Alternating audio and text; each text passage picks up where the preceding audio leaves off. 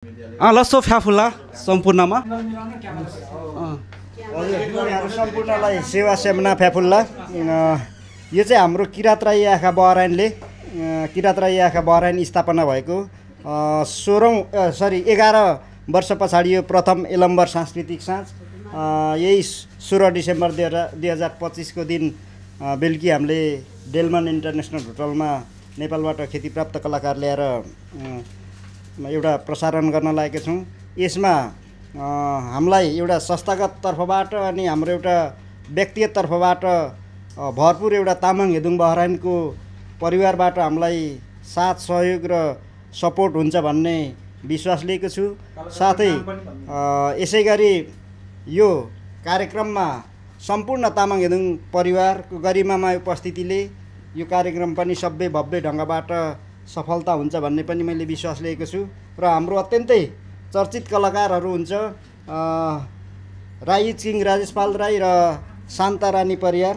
यहाँहरूको एउटा प्रस्तुतिलाई हेर्दिन यहाँहरूको सम्पूर्ण तामाङ हेदुङ परिवार लगायत बहराइनमा बसोबास गर्नुहुने दाजुभाइ तथा दिदीबहिनीहरू 16 डिसेम्बरको दिन डेलमन इन्टरनेसनल होटलको प्राङ्गणमा बेलुकी 7 बजे उपस्थित भएर मनोरञ्जन लिदिनु हुन पनि हार्दिक अनुरोध गर्दछु। धन्यवाद। एक शब्द हाम्रो तामाङ हेदुङबाट पनि एक शब्द हाम्रो महासचिव आइदिनु सक्छु।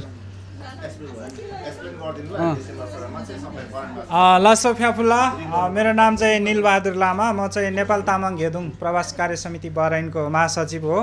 र यो डिसेम्बर 16 मा चाहिँ हाम्रो किरात राई यायोक्खा बहराइनले चाहिँ आयोजना गर्न गइरहेको प्रथम एलम्बर साङ्गीतिक साँझ 2025 मा चाहिँ सम्पूर्ण बहराइनवासी दाजुभाइ दिदीबहिनी तामाङ दाजुभाइ दिदीबहिनी सबैलाई चाहिँ हार्दिक निमन्त्रणा भन्न चाहन्छु।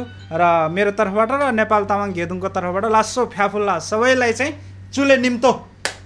यसै गरी हाम्रो तामाङ हेदुङको अध्यक्ष पेमा पाखरिल दुई शब्द बस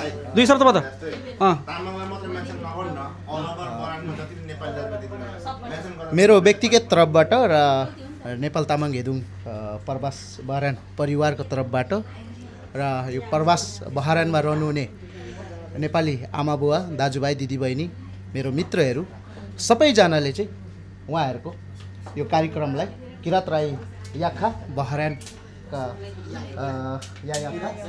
16 डिसेम्बरमा बेलुकी सबैजना सभ्य भव्यको साथ उपस्थिति भइदिनु होला र यो कार्यक्रमलाई सभ्य भव्य बनाइदिनु होला। मेरो हार्दिक निमन्त्रणा व्यक्त गर्दछु। धन्यवाद।